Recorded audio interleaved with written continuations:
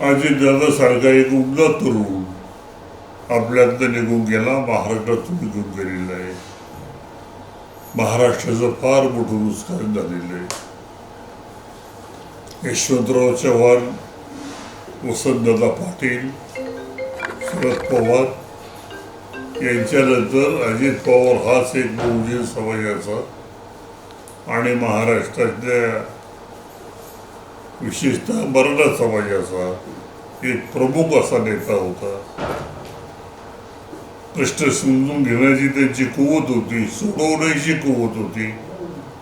विशेषतः महाराष्ट्राच्या सहकारामध्ये ते एक जाणतं नेतृत्व होतं. त्यांच्याबरोबर MSC बँकेमध्ये मी 10 वर्ष काम केलं.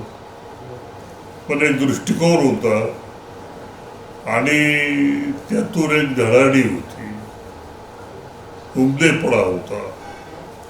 तो त्यांनी महाराष्ट्राच्या राजकारणात दाखवला. आपल्या भागात ते अनेक वेळेला आले.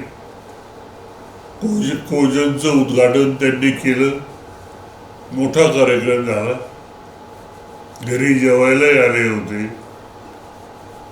एक जिव्हाळ्याचं नातं गडा कुटुंबाचं पवार घराण्याशी आहे आणि म्हणून त्यांच्या जाण्यानं फार मोठी हानी व्यक्तिगत माझी, कुटुंबाची आणि महाराष्ट्रातल्या समाजकारणाची, राजकारणाची झालेली आहे.